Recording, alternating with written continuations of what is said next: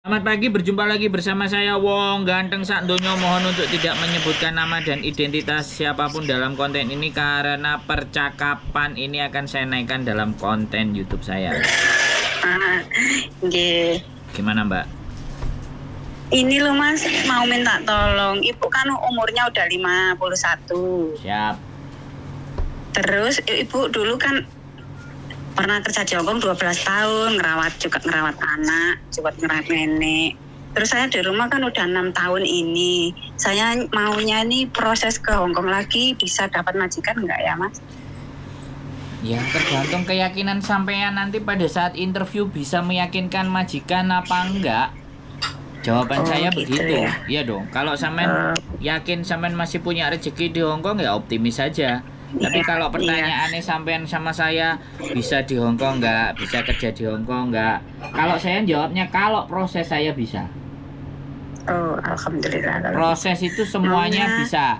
Tapi hasil nggak dengerin saya ngomong Bu. Sampean kan tanya toh. Sekarang sampean tanya. Jadi kalau sampean tanya kita giliran. Saya selesai ngomong baru gantian. Jadi walaupun sampean 12 tahun, 50 tahun atau berapapun tahun di Indonesia, dalam hal ini sampean bertanya ke saya.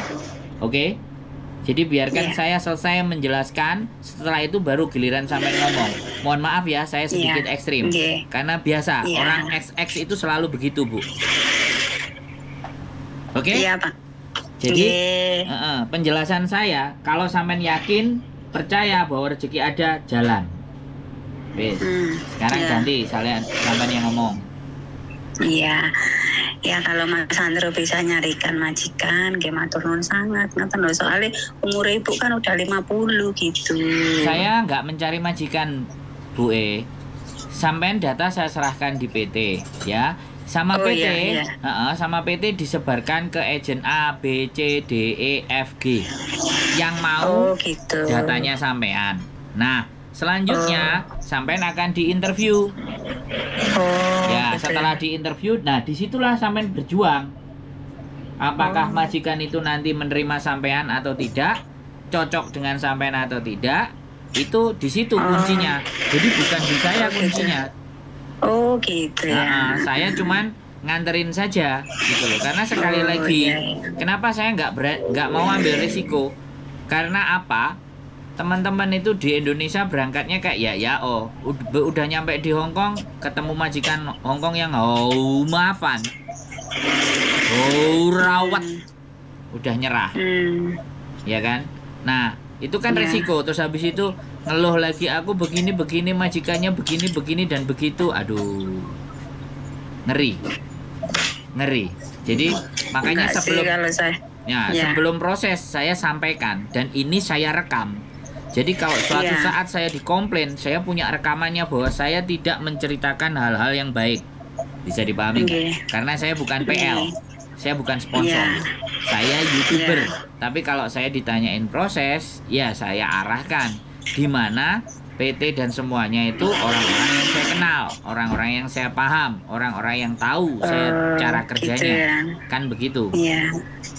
Begitu, Mbak. Tapi maksudnya umur ibu ini masih takutnya di sana udah nggak laku gitu loh Mas. Umurnya kan udah 50 gitu. Kan saya ngomong sama sampean tadi, kalau sampean yakin sampean punya rezeki, apakah itu belum cukup menjawab pertanyaan sampean tentang usia 51? Halo? Nah ini loh.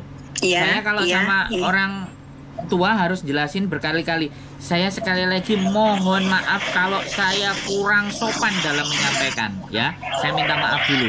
Tapi beginilah cara berbicara saya. Supaya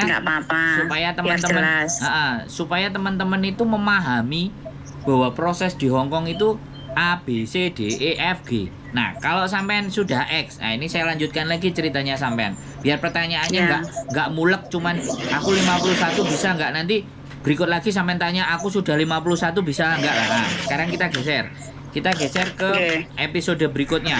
Jadi kalau proses bersama saya, kalau X itu kita kirim KTP Hongkong dan KTP Indonesia. Oke? Kita akan cek apakah data sama atau tidak. Yang kedua, kalau ternyata datanya sama berarti tidak ada masalah, berarti enak, potongan tidak terlalu besar. Oke. Nah Setelah data sampai di biodata sama PT, ditanyain A, B, C, D, E, F, G, kemudian jadilah biodata. Biodata diserahkan ke agen yang punya banyak majikan. A, B, C, D. Oh, iya. Mana yang nyantol, oke? Nah, begitu ada yang nyantol, cocok, sampean kan interview, kasih jadwal, ya. Ya. Setelah dikasih jadwal, interview, ingat, ini pesan saya. Ini pesan saya. Hanya orang-orang yang mau berproses kepada saya, yang saya tekankan proses interview, tolong direkam. Oke, saya ulangi lagi. Kalau berangkat proses melalui saya, tolong proses interview direkam. Karena saya tidak ingin... Yang rekam saya ya, Mas. Ya dong, kan ini tujuannya supaya apa? Ketika jobnya tidak sesuai di interview, sampean punya buktinya. Berarti andai kata ada majikan interview saya video call, harus saya rekam gitu ya? Bagaimana caranya? Silahkan dipikirkan. HP-nya tetangganya, HP-nya temennya, HP cucunya, HP anaknya. Ya. Oh iya. Dan kalau bisa mereka nggak tahu. Kalau mereka tahu jauh lebih baik. Berarti harus ya majikan yang interview itu nggak tahu ya Mas Andro ya? Kalau dia nggak tahu lebih bagus. Yang penting sampai nanti gitu. itu bawa rekaman itu. Kalau nanti sampean diperlakukan A, B, C, C, D, E, F, G, di rekaman ngomongnya apa? Di interview ngomongnya apa? Gitu. Sekarang kayak gini, sampean kan bisa tunjukin. Iya. Bisa dipahami? Tapi iya, yang ngerti. Tapi seandainya interview kan ada, maksudnya dia kan janji dulu gitu ya Mas ya? Biasa. Ya wes, sampean wis ngerti biasa kan ya wes. Nggak perlu ditanyakan. Ya. Kan saya tadi ngomong kalau ada jadwal interview. Nah, namanya jadwal interview itu kan pastinya ya dikabari dong, bener nggak? Oh iya. Harus saya ulang lagi Bu? Mboten. Oke. Itu yang kedua ya, direkam.